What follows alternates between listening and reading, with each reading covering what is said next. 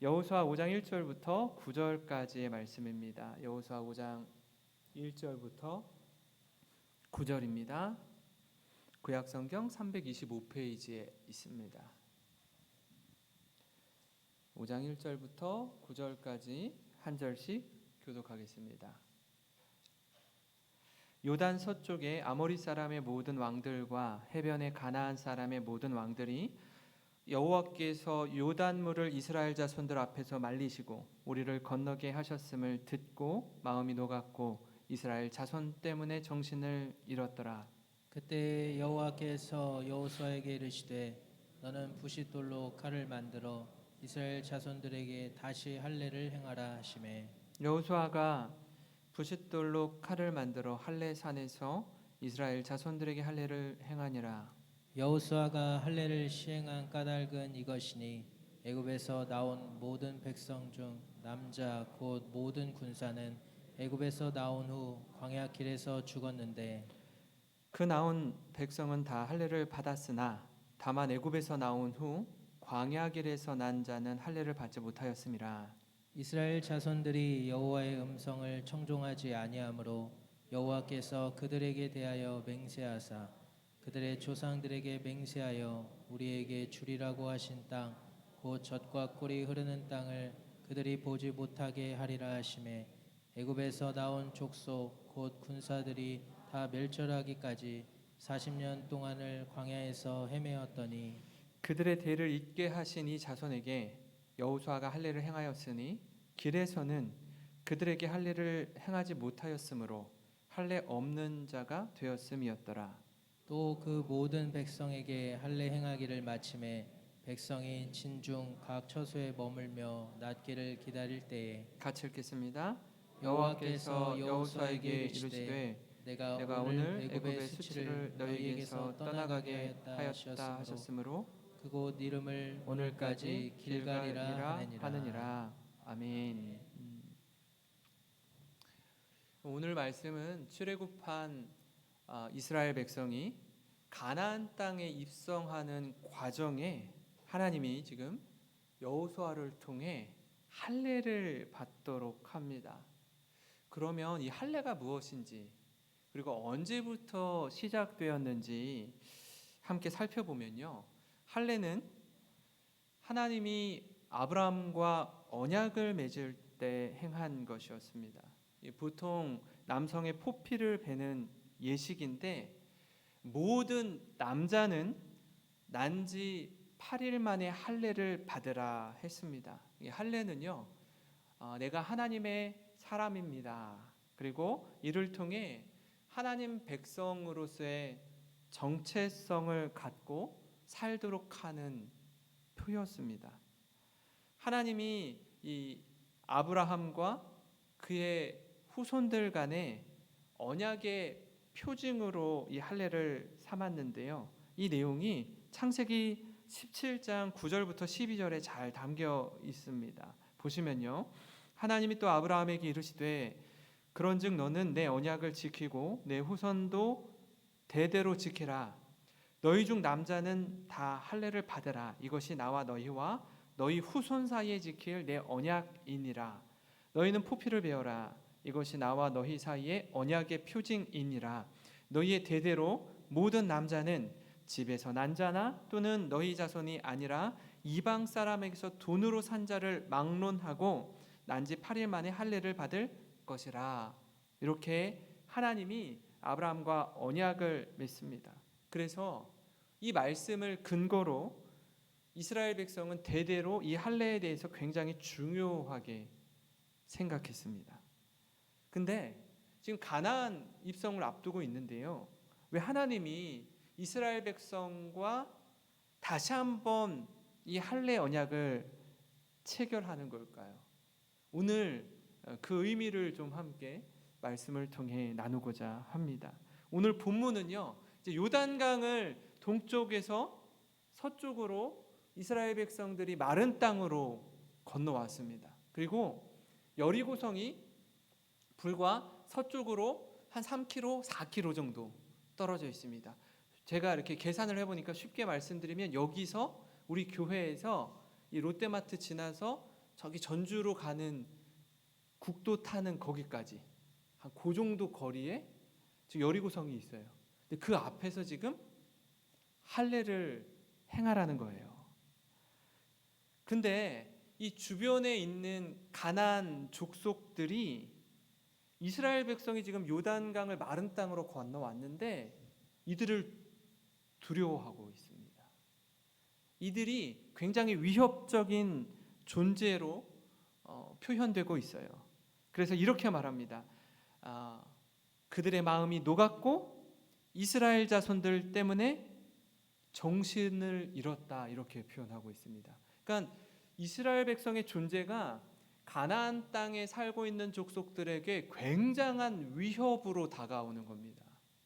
근데 그들이 길갈에 진치고 있는 그때에 하나님이 할례를 행하라고 하는데, 제가 이 말씀을 자세히 좀 들여다보면요, 사실 그들이 정말 두려워한 건 이스라엘 백성이 아니라 이스라엘 백성과 함께 하시는 하나님이었습니다.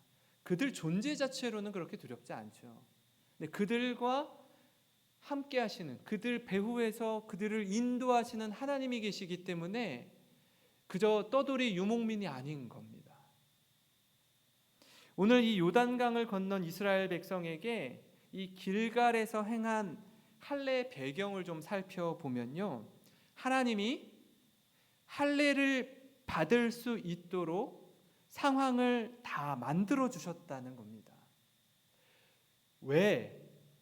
40년의 광야 생활 동안 40년 동안 광야 여정 속에서 낳은 자녀들이 있을 거 아닙니까? 출애굽 2세대. 왜 그들에게 이전까지 할례를 행하지 못했을까요? 이게 굉장히 큰 의미가 있는데요. 오늘 우선 왜 하나님이 이 요단강을 건넌 이 길갈에 진을 치고 할례를 받도록 모든 환경들을 마련해 주셨을까? 이 말씀을 좀 보면서 좀 풀어가기를 원하는데요. 5장 1절에 요단 서쪽의 아모리 사람의 모든 왕들과 해변의 가나안 사람의 모든 왕들이 여호와께서 요단물을 이스라엘 자손들 앞에서 말리시고 우리를 건너게 하셨음을 듣고 마음이 녹았고 이스라엘 자손 때문에 정신을 잃었더라, 이렇게 기록하고 있습니다. 할례는요, 사실 남성들은 아시지만 고통이 수반되기 때문에 며칠 동안 남자들은 거동이 불편하고 어렵습니다. 그래서 할례를 행할 때에는 안전을 확보한 상태에서 이루어져야 합니다. 특별히 이스라엘 백성의 경우는 더욱 그랬습니다. 한 지역에 머물러서 거주했던 게 아니라 출애굽 이후 40년 동안 온 땅을, 광야를 계속해서 이동하며 다닌 터라 정착지가 따로 없습니다. 그런데 만약에 수많은 남성들이 동시에 할례를 받게 된다면 위험 부담이 엄청나게 커지는 거예요. 적의 공격에 완전히 무력한 상태, 무방비한 상태에 놓이기 때문입니다. 이 말씀을요, 좀 더 이해하기 쉽게 이해하기 위해서 창세기를 살펴보면 좀 더 이해할 수 있는데요. 야곱에게 12명의 아들과 1명의 딸이 있었습니다. 근데 그 딸 디나가 강간당하는 일이 벌어집니다. 당시 하몰의 아들이었던 세겜이 야곱의 딸이었던 디나를 강간하고 욕되게 합니다. 근데 이제 그 이후에 이 세겜이 너무 디나를 사랑하고 연모해서 좀 결혼하기를 원한다라고 이야기해요. 자신이 직접 이야기하기가 뭐 했는지 아버지 하몰이 야곱을 찾아갑니다. 아버지끼리, 양가 부모님끼리 대화를 통해서 우리 아들이 당신의 딸을 이렇게 했는데 사실 너무너무 사랑합니다. 그러니 우리 좀 결혼 좀 시켜줍시다 라고 이야기하고 야곱이 거기에 흔쾌히 결혼을 성사시키려고 합니다. 근데 문제는 이 야곱의 아들들, 다시 말하면 디나의 오빠들이 굉장히 마음이 상한 상태입니다. 아끼는 여동생이 강간당한 것에 대해서 분을 사귀지 못하는 거예요.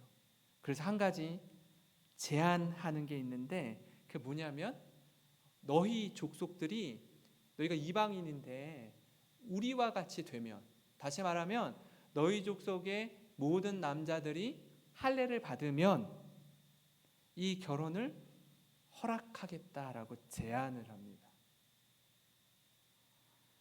사실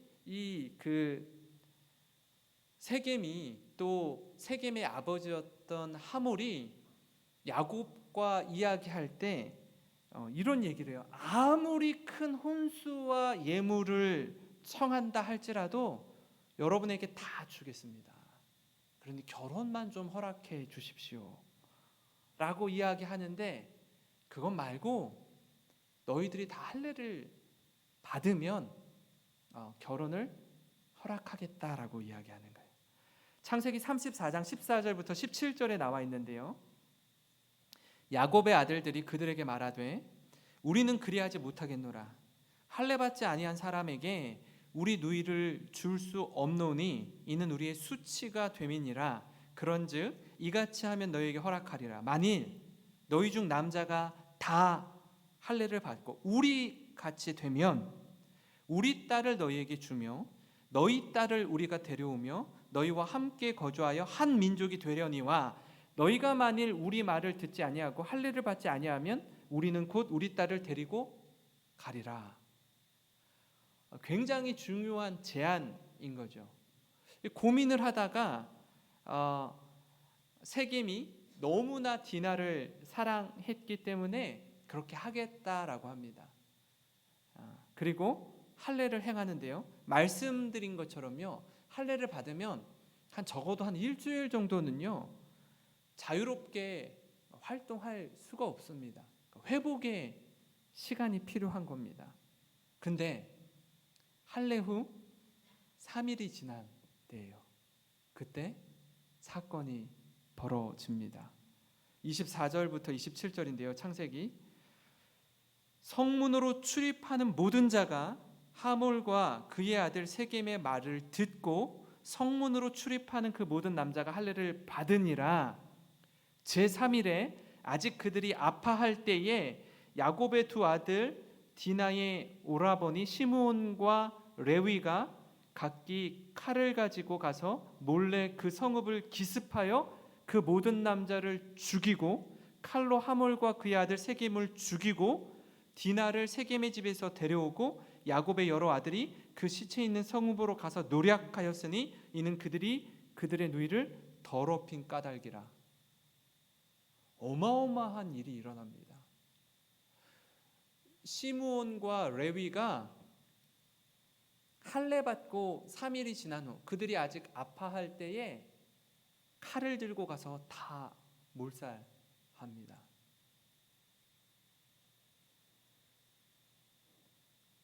둘이 들어가서 성읍을 공격하는데, 둘이 싸우는데 그들을 다 해칠 수 있는 거예요. 그들이 속수무책으로 당할 만큼 남자들에게는요, 이 할례 이후 회복의 시간이 필요하다는 거 우리가 잘 알 수 있습니다. 이런 측면에서 볼 때 요단강을 건넌 이스라엘 백성이 가나안 족속 앞에서 할례를 행한다는 건 아주 위험천만한 일입니다. 이스라엘 민족 전체가 몰살당할 수 있어요. 할례 후에 회복 기간에 만약에 가나안 족속들이 이스라엘 백성을 공격한다, 큰일 나는 겁니다. 큰일 나는 거예요. 전멸을 각오해야 합니다. 그런데 할례를 명하기 전에 어떤 상황이 펼쳐진 겁니까? 감히 어느 가나안 족속의 누구라고 할지라도 이스라엘을 공격할 수 없을 만큼 하나님이 그들을 두렵게 하셨습니다. 모든 상황과 여건이 충족된 상태에서 다시 새롭게 하시는 그 하나님의 은혜를 경험하는 겁니다. 사랑하는 성도 여러분, 우리를 부르시고 인도하시는 그 하나님의 은혜에 순종으로 반응하는 저와 여러분이 되기를 원합니다. 때로는요, 인생 살다가 이거 아닌데, 이거 너무 두려운데, 이거 위험천만한 일인 것 같은 그런 세상의 한복판에서도 하나님이 우리에게 네가 나의 자녀고 네가 세상에서 그리스도인답게 살기를 원한다. 혹 조금 손해를 볼 수도 있고,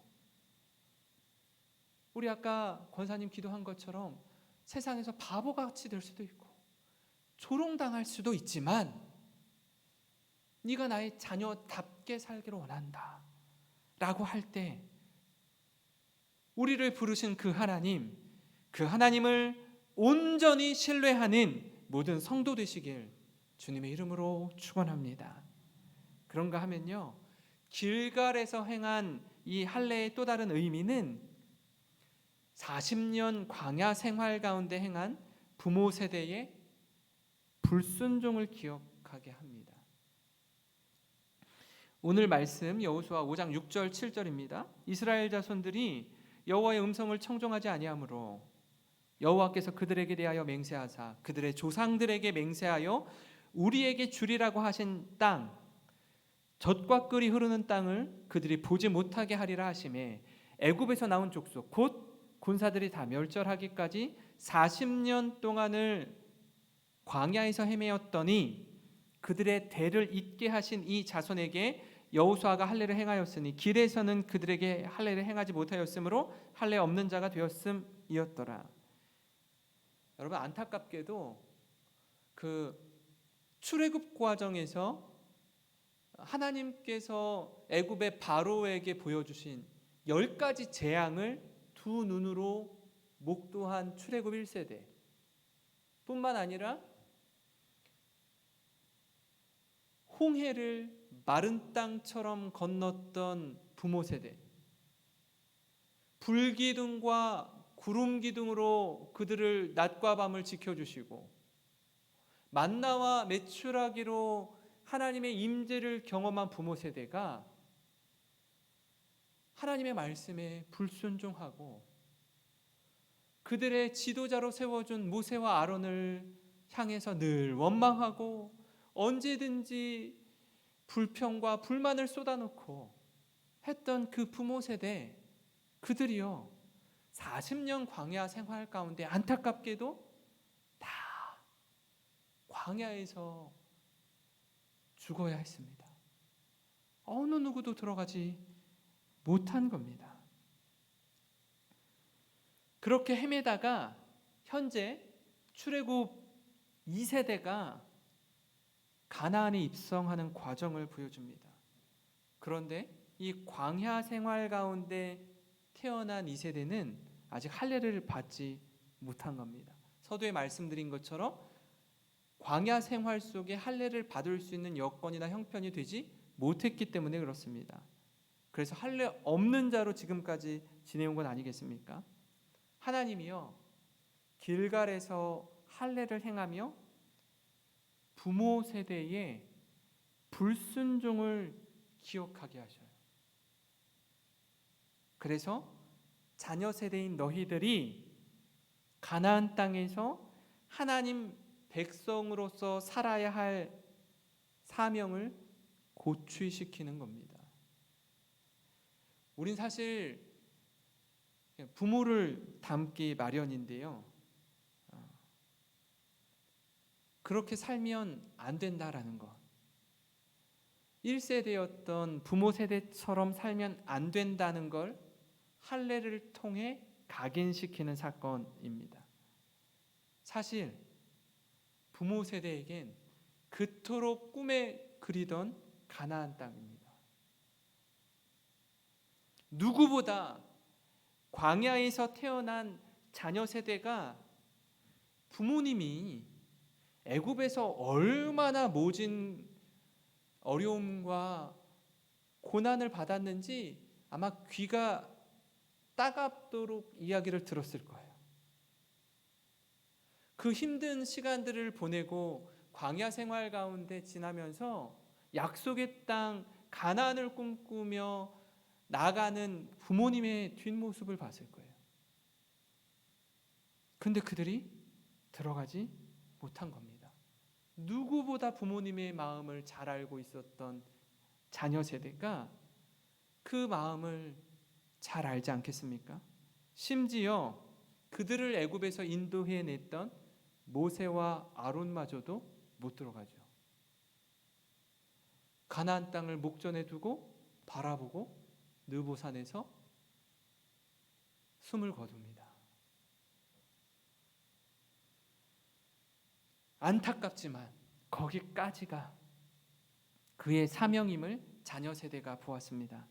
사랑하는 성도 여러분, 바라기는 우리 부모 세대인 우리가요, 자녀 세대들에게 반면 교사가 아니라 부모님의 이렇게 좋지 않았던 모습들, 불순종한 모습들, 이거 닮으면 안 되겠구나, 그걸 깨닫게 하는 게 반면 교사라고 하거든요. 이 반면 교사의 다른 뜻은 무엇일까 이렇게 제가 사전을 찾아봤더니 정면 교사더라고요. 정면 교사. 바람직한 모습, 본이 되는 모습을 통해 자녀 세대에게 도전을 주고 믿음을 계승하게 하는 저와 여러분이 되기를 간절히 소망합니다. 우린 지금 길갈에서 할례를 행할 때의 이 배경과 의미를 함께 지금 살펴봤습니다. 그 배경은 하나님이 요단강을 건너서 이제는 할례를 받을 수 있는 모든 환경과 여건을 다 갖추어 준 상태에서 할례를 받게 해주셨다라는 겁니다. 모든 가나안 족속의 왕들이 이스라엘과 함께 하는 하나님을 두려워했기에 그들이 할례를 받고 고통 가운데 있는 중에도 감히 얼씬도 못하게 막아주신 거예요. 그런가 하면 길갈에서 행한 할례의 또 다른 의미는 이 길갈이라는 말이 수치를 굴러가게 하다라는 뜻을 가지고 있거든요. 애굽에서 당했던 그 모진 고난과 아픔과 수모와 수치를 다 굴러가게 하셨다. 그래서 그곳 이름을 길갈이라고 지은 것입니다. 길갈에서 행한 이 할례의 의미는요, 광야에서 행한 부모 세대의 불순종을 기억하게 하는 겁니다. 가나안 땅, 하나님이 우리에게 허락해 주신 이 땅에서의 삶은 하나님 백성으로서 살아가야 하는 것이구나. 할례를 받게 한 게 그 표징이, 언약의 표징이 뭐라고요? 이제 우리는 하나님의 자녀요, 하나님의 백성 되었다라는 표 아닙니까? 그렇게 살기로 결단하고 결정하는 겁니다. 그런가 하면 마지막으로요, 길갈에서 행한 할례의 의미는 다시 새롭게 하시는 하나님의 은혜의 흔적, 사인입니다. 오늘 말씀 2절과 3절을 보시면요, 그때에 여호와께서 여호수아에게 이르시되 너는 부싯돌로 칼을 만들어 이스라엘 자손들에게 다시 할례를 행하라 하시매 여호수아가 부싯돌로 칼을 만들어 할례산에서 이스라엘 자손들에게 할례를 행하니라. 하나님이 이 출애굽 2세대, 이제 앞으로 가나안 땅을 정복하며 그 땅을 얻게 될 이스라엘 백성에게 그동안 하지 못했던 40년 동안 할례를 행하지 못했던 것을 다시 행하라고 말씀합니다. 그리고 그 의미를 이렇게 말씀해 주는데요, 8절과 9절입니다. 또 그 모든 백성에게 할례 행하기를 마침에 백성이 진중 각 처소에 머물며 낫기를 기다릴 때에 여호와께서 여호수아에게 이르시되 내가 오늘 애굽의 수치를 너희에게서 떠나가게 하였다 하셨으므로 그곳 이름을 오늘까지 길갈이라 하느니라.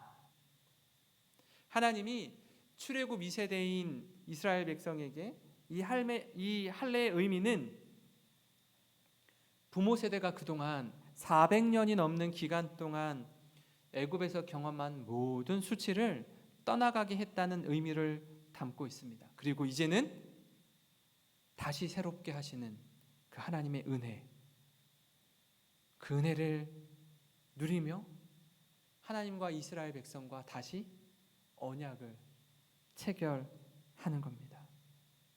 이 길갈이라는 장소가 굉장히 중요한 의미를 담고 있습니다. 요단강을 건넌 후 처음 머물렀던 진영,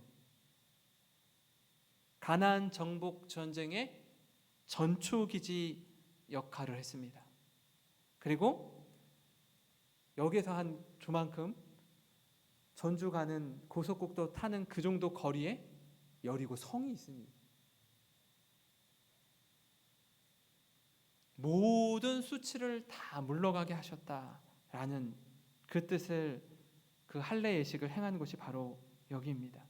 사랑하는 성도 여러분, 우리에게 혹 과거에 애굽의 수치와 같은 경험과 기억이 있습니까? 좀 잊고 싶고 덮고 싶고 경험하지 않았으면 좋았을 걸 하는 그 아픔과 눈물이 말입니다. 어느 누구에게도 다른 건 다 용기를 내어서 좀 상처가 회복되어서 말하겠는데 이것만큼은 내가 무덤에 가기까지, 죽기까지 그냥 내 가슴 한켠에 묻고 싶은 그 수치 말입니다. 혹 이 자리에 다시는 일어날 수 없고 회복의 기대도 할 수 없는 그런 절망의 자리에 계신 성도님 있습니까? 우리 하나님께서 다시 새롭게 하시는 은혜를 경험하시기 바랍니다. 내 열심, 내 공로, 내 의, 과거의 영광, 과거의 자랑 다 내려놓고 더 이상 잃을 것이 없는 바닥에서 다시 일으켜 세우시는 그 하나님의 은혜를 구하는 이 시간 되기를 바랍니다. 그래서 하나님의 그 크신 은혜를 힘입어 승리하고 우리를 일으켜 세우신 하나님을 자랑하고 주님께 영광 돌리는 우리 모든 성도님 되시기를 주님의 이름으로 축원합니다. 이 시간 우리 같이 찬양 드리고 함께 기도했으면 좋겠는데요. 우리 특별 새벽 부흥회 때 시간마다 불렀던 찬양입니다. 하나님, 잃어버린 나의 눈물, 꺼져만 가는 나의 열정, 주님과의 첫사랑을 다시 회복시켜 주시옵소서. 우리 주님을 기억하며 같이 찬양하고 기도하도록 하겠습니다.